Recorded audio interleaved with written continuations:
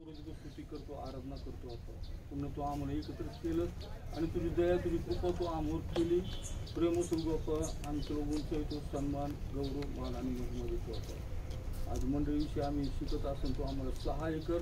तुझी दया, तुझी कृपा पुरव आणि प्रेम सुगोप मंडळीविषयी काही शास्त्रामध्ये लिहून ठेवलं त्याचं महत्त्व आम्हाला समजण्यासाठी सहाय्य मिळतं.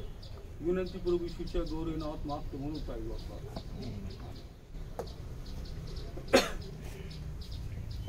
मागील वेळेस आपण प्रेषितांचे कृत्य हा विषय आपण संपवलेला आहे आणि मग आता प्रेषितांच्या कृत्यामध्ये मंडळांचा इतिहास आपण पाहिला. 32 वर्षाच्या काळामध्ये ज्या सर्व मंडळ्या होऊन गेल्या आपण त्या मंडळांचा इतिहास आपण पाहिला आणि मिशनरी कार्य त्यांनी कसं केलं याच्याविषयी आपण सविस्तर आपण यावेळेस मागच्या वेळेस आपण माहिती घेतली. परंतु आता यावेळेस आपण मंडळीचा सिद्धांत हा विषय आपण या ठिकाणी चालू करणार आहोत. आणि मग आता प्रेषितांची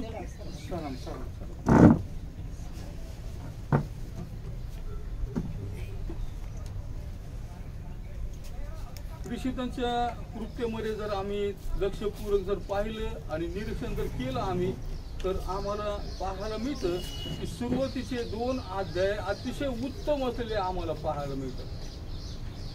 सुरुवातीला प्रभूचे स्वर्गावरून आम्हाला पाहायला मिळतं आणि शिष्यांना जो काही दुःख झालं त्याच्या आनंदामध्ये कसं रूपांतर झालं आपण त्या ठिकाणी पाहिलं. प्रभूशी त्याला आखेरच्या सूचना दिल्या आणि प्रभूशी त्यांना सांगितलं की पवित्र आत्मा तुमच्यावर येईल, तुम्हाला सामर्थ्य प्राप्त होईल आणि तुम्ही यरूशलेम सोडून जाऊ नका.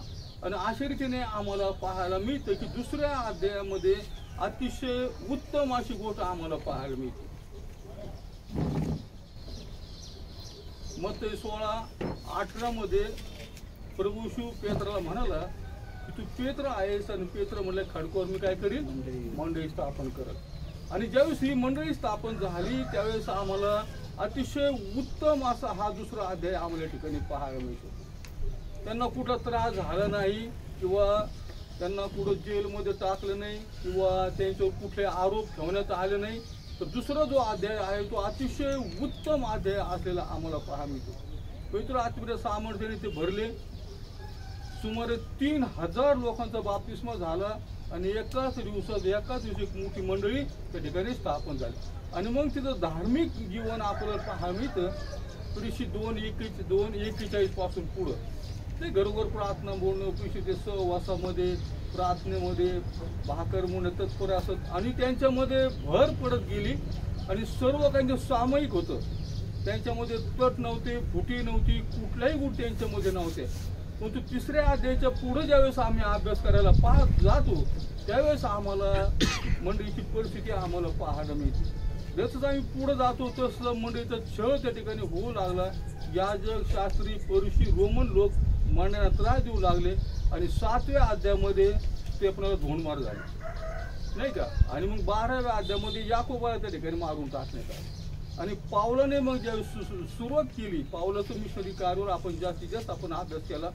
आणि मग त्याने मंडळात स्थापन कसं केलं, मंडळ म्हणजे काय, एखादं जर भूत काढलं किंवा सुवार्ता जर सांगितली तर मंडळी स्थापन होऊ शकते का, परिपूर्ण मंडळी म्हणजे काय, त्या मंडळीचा अर्थ म्हणजे काय हे आम्हाला प्रथम समजलं पाहिजे. एखादा मोठा समुदाय जर या ठिकाणी जमतो किंवा आनंदोत्सव करतो त्याला मंडळी म्हणत नाही. तर मंडळी म्हणजे काय ते आम्हाला इपिस मध्ये आम्हाला त्याचं सर्व काही गोष्टी आम्हाला पाहायला मिळतात. आपण 19 अध्याय जर आपण जर पाहिला तर तिथून आपण आपल्या अभ्यासाला आपण त्या ठिकाणी सुरुवात करणार. प्रेषितांचे कृत्य याचा 19 अध्याय जर आपण जर पाहिला तर पाऊल तिसऱ्या सुवार्ता फेरीला इपिस मध्ये आलेला आम्हाला पाहायला मिळतो.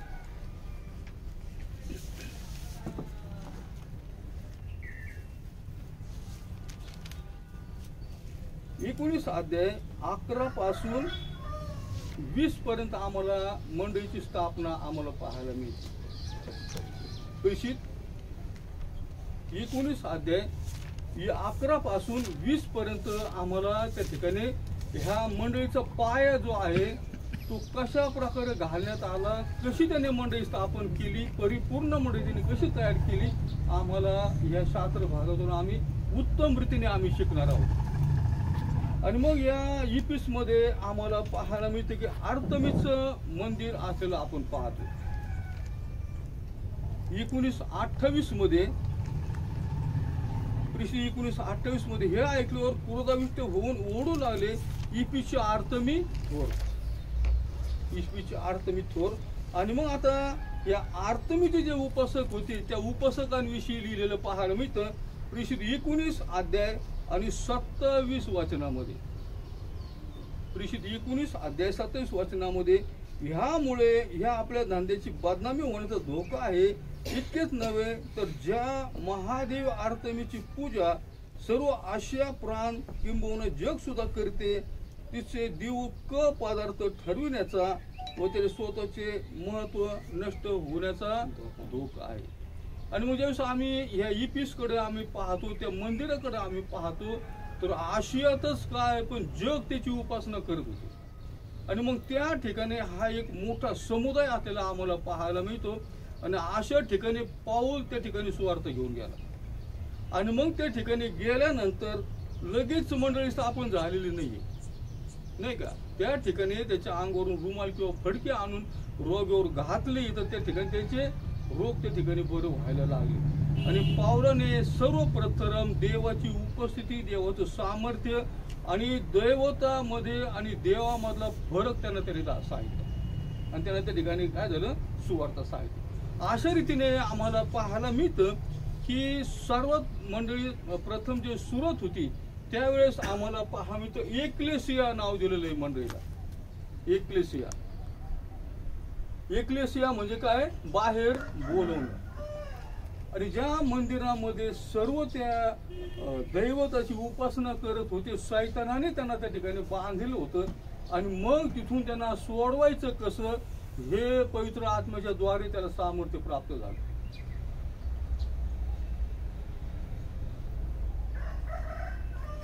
तर मंडळीचा जो पहिला अर्थ आहे एक्लेसिया या शब्दाने सुरू होतो. एक्लेसिया म्हणजे काय आहे की बाहेर बोलवणं.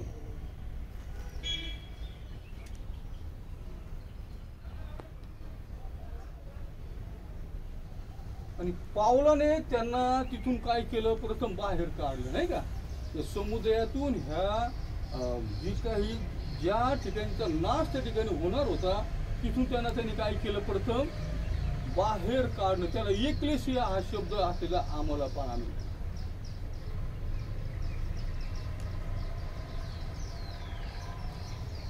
मार्क याचा 3रा अध्याय आणि 3ऱ्या अध्यायाच्या 27 वचनामध्ये आम्हाला महत्वाची गोष्ट आम्हाला पाहायला मिळते. मार्क याचा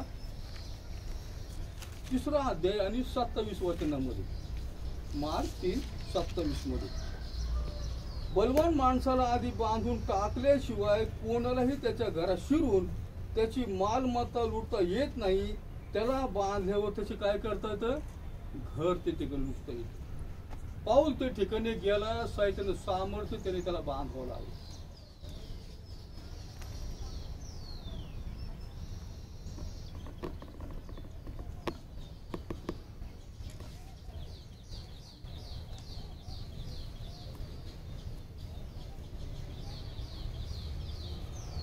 दुसरी गोष्ट आम्हाला पाहायला मिळते, जर त्या ठिकाणी मंडळी स्थापन झाली नसती तर त्या लोकांचं काय झालं, ते लोक कशा अवस्थेमध्ये ते लोक जीवन जगत होते.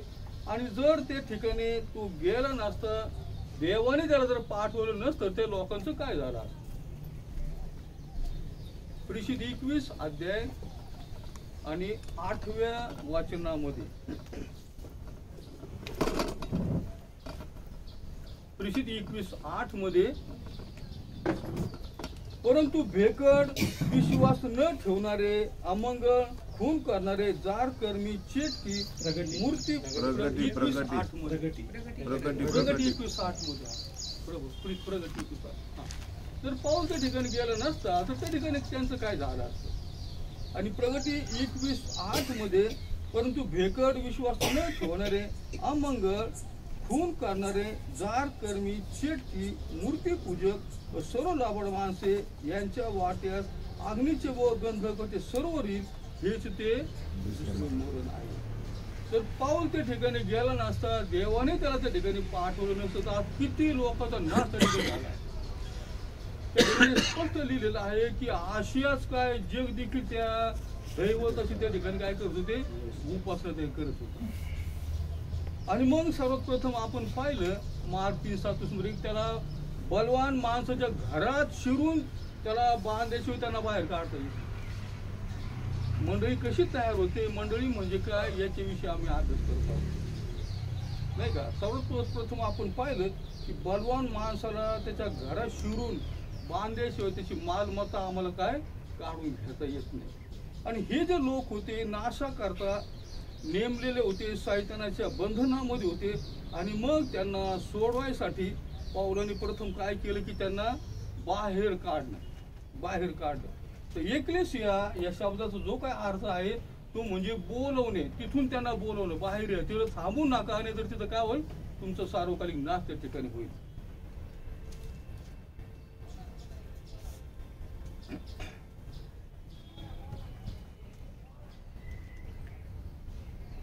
यहूदाचं पत्र पहिला अध्याय आणि 23 वचनामध्ये, यहूदाचं पत्र पहिला अध्याय 23 वचनामध्ये त्यांना आग्नीतून ओढून त्यांचे तारण करा आणि कित्येकांवर तर बिजबीज दया करा, मात्र देहाने डागलेली त्यांची वस्त्र काय करा, द्वेष माना.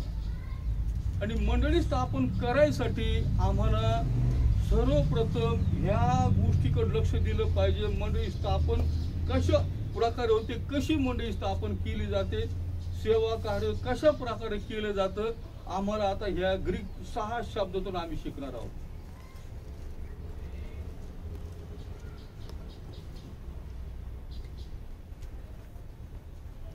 तर जो पहिला शब्द आपण पाहिला तो म्हणजे बाहेर बोलवणं. त्या ज्या ठिकाणी ते लोक होते, ज्या बंधनात ते होते, जे उपासक त्या ठिकाणी होते, त्यांना हे समजत नव्हतं. तिथून पौलाने चिन्ह चमत्कार केले आणि त्यांना सुवार्ता सांगितली. सुवार्ता म्हणजे आनंदाची बातमी नाही का. सुवार्ता सांगणं म्हणजे आनंदाची बातमी. पण सुवार्ता सांगितल्यावर चिन्ह चमत्कार झाल्यामुळं त्यांनी पाहिलं, त्यांना काय झालं, समजलं की आम्ही कोणत्या ठिकाणी आहोत. आता आम्ही काय केलं पाहिजे, बाहेर पडलं पाहिजे नाही का.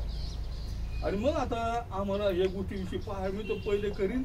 याचा पहिला अध्याय आणि 9 वचनामध्ये पावलाने मंडळीविषयी त्या ठिकाणी लिहून ठेवलेलं आम्हाला पहा. मी तो पहिले करीन 1:9 मध्ये.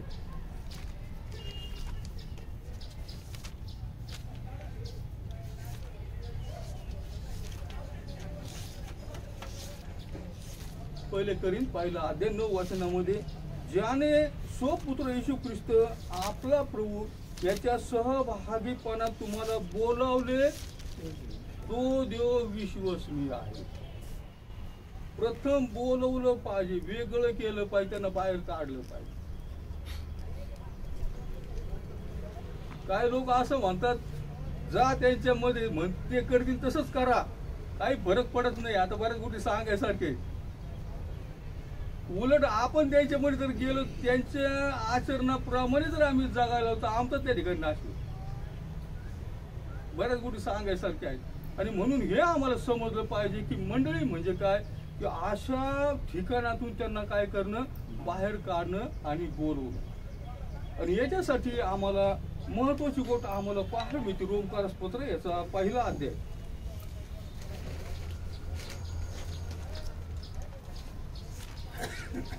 आणि 16 आणि 17 वचनामध्ये, रोमकारपत्र पहिला अध्याय 16 आणि 17 वचनामध्ये,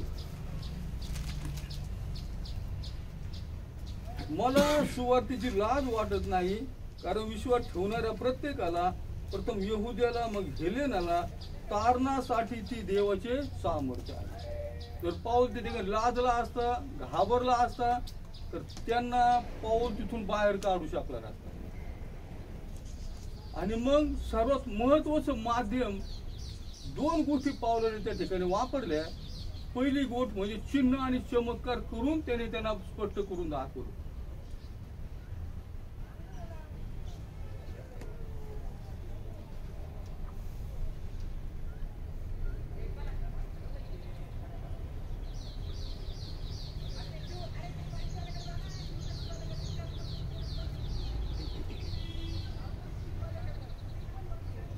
उपागम 1:17 मध्ये लिहिलेलं आहे की कारण तिच्या देवाचे नीतिमत्व विश्वासासाठी प्रगट झाले आहे. नीतिमान विश्वासाने जगेल या शास्त्रलेखाप्रमाणे. सुवार्तेमध्ये आनंदाची बातमी आहे, सुवार्तेमध्ये नीतिमत्व आहे आणि सुवार्तेमध्ये देवाचं सामर्थ्य आहे आणि सुवार्तेमध्ये तारण आहे. आणि या 4 गोष्टीमुळं काय होतं, त्यांना आपण काय करतो, बाहेर काढतो. म्हणून जर खेड्याच्या ठिकाणी जर कुणी आपण सेवा कार्य करायला गेलो तर आम्ही ही गोष्ट प्रथम आपण लक्षात ठेवली पाहिजे. लोक कोणत्या परिस्थितीमध्ये आहे प्रथम आम्हाला त्यांना बोलवलं पाहिजे. सर्वात प्रथम आपण जर गेलो 2 गाणे गायले थोडस गोष्टी केलं तर मंडळी परिपूर्ण स्थापन होऊ शकत नाही. सर्वात प्रथम आम्हाला त्यांना ख्रिस्त प्रकट केला पाहिजे, ख्रिस्त आम्हाला त्यांना दाखवलं पाहिजे. पावलाने त्याला स्पष्ट त्या ठिकाणी केलं. भूतांची ते उपस्थित होते, जादूटोणा ते करत होते आणि मग पावलाने त्या ठिकाणी चिन्ह चमत्कार केले, भूत त्या ठिकाणी निघून गेले आणि मग त्यांना समजलं की या भूतांपेक्षा देव सर्वसमर्थ आहे, आम्ही नाशाच्या मार्गात जात आहोत, आता आम्हाला इकडं आलं पाहिजे. सर्वात प्रथम त्यांनी काय केलं, त्यांना बाहेर बोलवलं, इकडे आता तुम्ही बाजूला या. तर मंडळीचा जो काही पहिला अर्थ आहे त्याला काय म्हणतो आपण, एकलेसिया म्हणजे बाहेर काढून. आता दुसरा शब्द जो आहे तो कालीन. बाहेर काढून पुढं काय करायचं,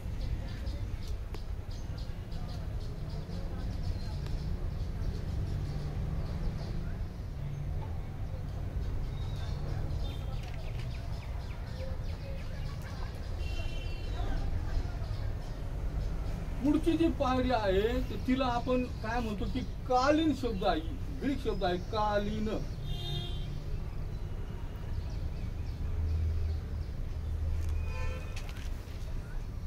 आणि आम्हाला पुढची गोष्ट पाहायला मिळते की ज्यांना बोलवलेलं आहे त्यांना त्यांची जागा बदलणं, ज्या जागेमध्ये ती होती तिथून काढणं, आता दुसरा एक समुदाय त्या ठिकाणी त्यांचा तयार करणं, त्यांना वेगळं करणं, त्याची जागा बदलणं आणि त्यांना काय करायचं, मंडळीत येण्यास पाचारण करणं, असा दुसरा शब्द.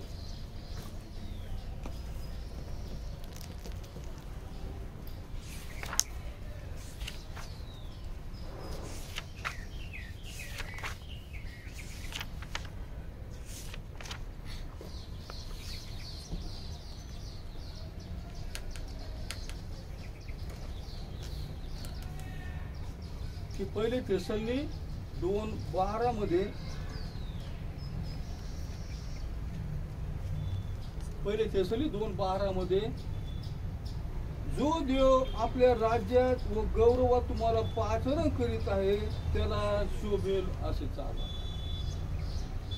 मंडळीमध्ये देवाचं गौरव आहे आणि देवाचं राज्य मंडळीमध्ये आहे आणि म्हणून त्यांना ज्यावेळेस बाहेर काढण्यात येतं त्यावेळेस त्यांचे समुदाय त्या ठिकाणी तयार केला जातो आणि आपण त्याला काय म्हणतो, मंडळी आपण म्हणतो की आता तुम्ही इथं राहा.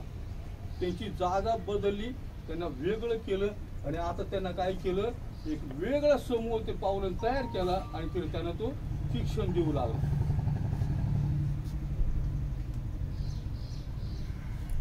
प्रेषितांचं पुस्तक याचा 19 अध्याय आपण जर पाहिला तर पावलाने जी दुसरी गोष्ट जी केली ती म्हणजे आम्हाला पाहायला मिळतं की त्यांना एक समुदाय त्याने तयार केला आणि मग तो त्यांना काय करू, शिक्षण त्या ठिकाणी देऊ लागला.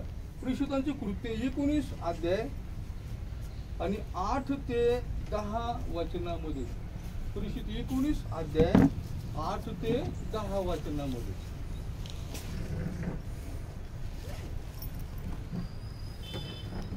प्रेषित 19 अध्याय 8 ते 10 वचनामध्ये, नंतर तो सभास्थानात जाऊन देवाच्या राज्याविषयी वादविवाद करीत व प्रमाणपटित निर्भयपणे 3 महिने बोलत गेला. मग कित्येक जण कठोर विरोधी होऊन लोकांसमक्ष त्या मार्गाची निंदा करू लागले. तेव्हा त्याने त्यांच्यातून निघून शिष्याला काय केलं, वेगळं केलं आणि तुरणाच्या शाळेत तो दररोज वादविवाद करू लागला. असे 2 वर्ष चालल्यामुळे आशियात राहणाऱ्या सर्व यहुदी व हेलेनी लोकांनी काय केलं, प्रभूचं वचन ऐकलं. सगळ्यात पहिली गोष्ट त्यांना बाहेर काढलं, मंडळी तयार केली, मंडळीमध्ये आणलं, त्यांनी काय केलं, शिक्षण चालू केलं. आणि मग अशा प्रकारे आम्हाला पाहायला मिळतं की त्यांना तिथून वेगळं केलं, मंडळीमध्ये आणलं, शिक्षण तयार देण्यास सुरुवात केली. आणि मग आता हा जो समुदाय आहे, तर क्लेटो या शब्दाने त्या ठिकाणी त्याचा अर्थ प्रगट केलेला आहे. किंवा आता हे लोक कोण, नाही का, बाहेर बोलवलं, त्यांची मंडळी तयार केली, एक समुदाय त्यांनी तयार केला. मग हे लोक कोण?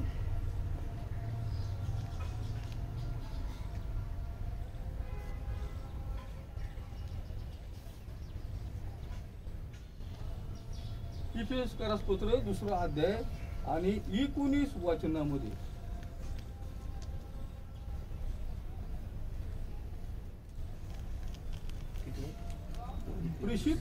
इपिस 2:19 मध्ये, तर ह्यावरून तुम्ही आतापासून परके उपरी नाही, पण पवित्र जनांच्या बरोबरीचे नागरिक व देवाच्या घरचे लोक आहेत. मंडळीला देवाचं घर त्या ठिकाणी म्हटलेलं आहे. प्रभू शिवनी त्यावेळी तो मंदिरात आला, त्याने त्या ठिकाणी तो म्हणला, माझ्या पित्याच्या घरात तुम्ही काय केली? बाजारपेठ तुम्ही केली.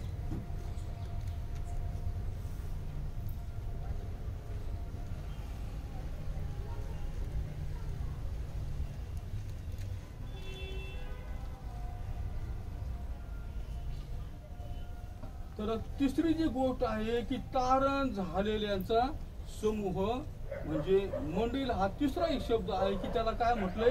क्लेटो त्याला म्हटलंय.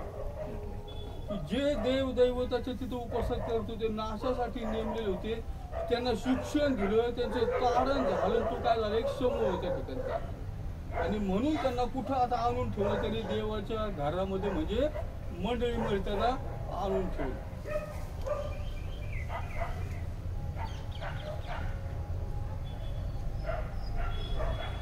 पहिले तिमोथी 3 अध्याय आणि 15 वचनामध्ये, पहिले तिमोथी 3 अध्याय 15 वचनामध्ये,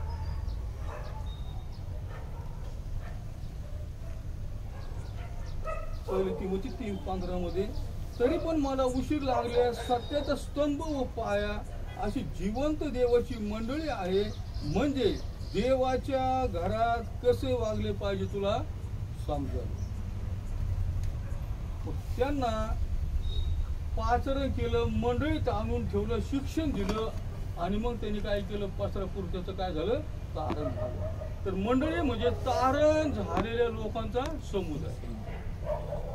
आपल्या मंडळ्या अशा आहेत का? पालकाचं निरीक्षण त्यांनी केलं पाहिजे. जे लोक माझ्या मंडळीमध्ये आहेत ते याप्रमाणे मी बनवलेले आहेत का? नाही का? आले, उपासना घेतली, घरी गेले, त्याला मंडळी म्हणत नाही.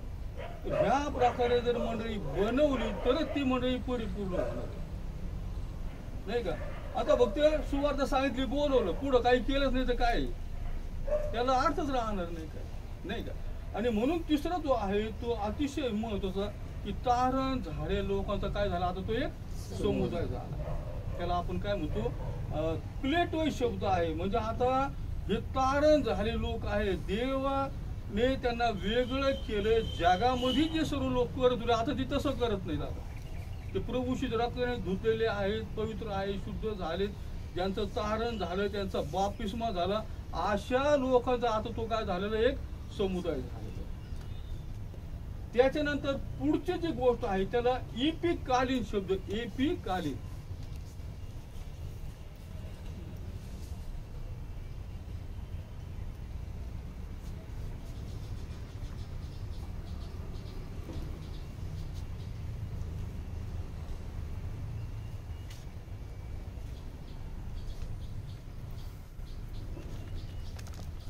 पुढची जी गोष्ट आहे मंडळी बाबू, त्याला एपिकालीन म्हणजे आत्म्याने खरेपणाने आता उपासना करणारे ते लोक. ते कुठं होते, ते काय करत होते, आता ते करत नाही, नाही का? आर्तेमीच्या मंदिरात जात होते, त्याप्रमाणे जीवन जगत होते, त्यांच्या वहिवाटीप्रमाणे, चालीरीतीप्रमाणे ते वागत होते.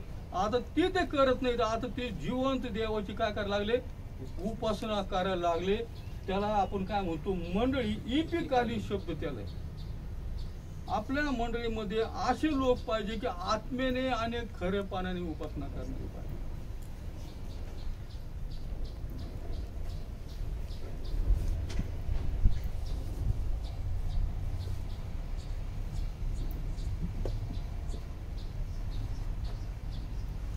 योहान 4:24 मध्ये देव आत्मा आहे, त्याच्या उपासकाने त्याची उपासना कशी केली पाहिजे, आत्मेने आणि खरेपणाने केली. असे लोक आपल्या मंडळीमध्ये पाहिजे. त्याला आपण काय म्हणतो, खरी मंडळी. पाऊलाने तिमोथेला दुसरं पत्र लिहिलं, त्या पत्रात तो त्याला पुन्हा आठवण करून देतो. अतिशय महत्वाची गोष्ट. आता तिमोथेविषयी आपल्याला सर्व काही माहित आहे. जवळजवळ 11 ते 13 वर्ष तिमोथी पाऊला बरोबर राहिला, शिकला, ज्ञानी झाला. सर्व त्याला माहित असताना देखील त्याला पाऊल आठवण करून देतो. एवढं शिक्षण झाले असताना देखील. पहा 2 तिमोथी 2:22 मध्ये, 2 तिमोथी 2:22 मध्ये,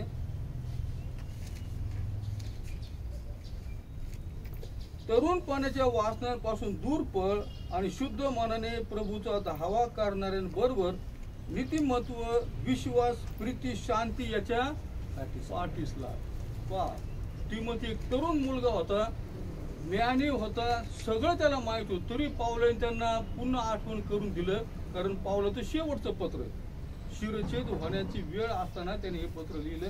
आणि त्याच्या ज्या सूचना आहेत त्या अतिशय महत्वाच्या या 2 तिमोथीमध्ये पाऊलाने तिमोथीला दिलेले आहेत. आणि पाऊलाला काळजी वाटत असेल की आता मी गेल्यावर नाही का, हा तरुण आहे, कदाचित हा वाईट मार्गात जाऊ शकतो, जाणार नाही असा त्याचा विश्वास होता. पण तरी तो त्याला सांग.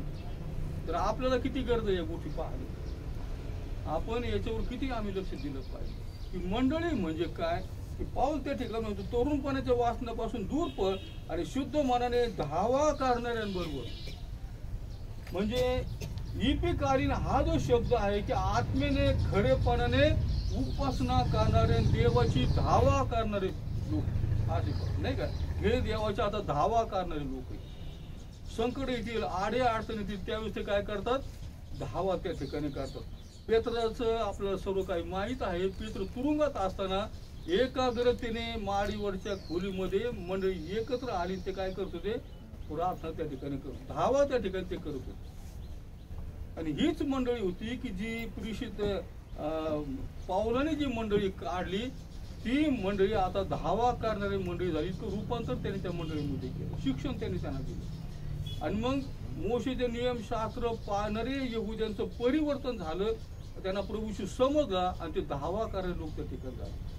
तसंच आम्हाला पहा मिळतं की पाऊलाने जे कार्य केलं, आर्तेमीच्या मंदिराजवळ त्या लोकांमध्ये इतकं परिवर्तन त्यांचं झालं की आता ते देवाच्या उपासनेमध्ये बसून आत्मेने खरेपणाने उपासना करायला लागले, देवाचा धावा करायला सुरू. आणि मंडळीचा जो काय अर्थ आहे तो इपिकालीन म्हणजे आत्मेने आणि खरेपणाने उपासना करणं. त्याच्यानंतर पुढचा जो शब्द आहे कुरिआकोस, पुढचा शब्द कुरिआकोस हा पुढचा शब्द.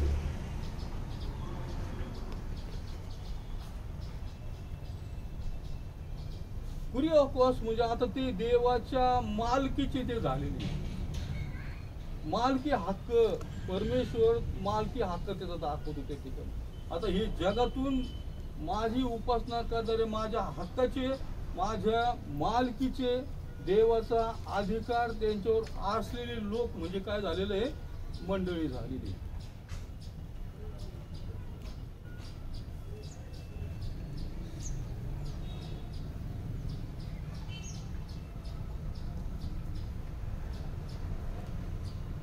इफिसकरास पत्र 1 अध्याय 13 आणि 14 वचनामध्ये, इफिस 1:13 आणि 14 मध्ये.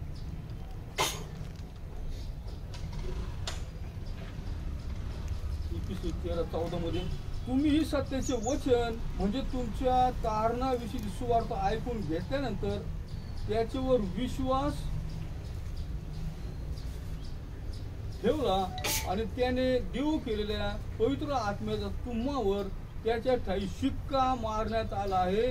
देवाच्या गौरवाची स्तुती व्हावी म्हणून त्याच्या स्वकीयाची खंडने भरून मिळवलेली मुक्तीसाठी हा पवित्र आत्मा आपल्या वचनाचा आता काय विस्तार. देवाच्या मालकीचे लोक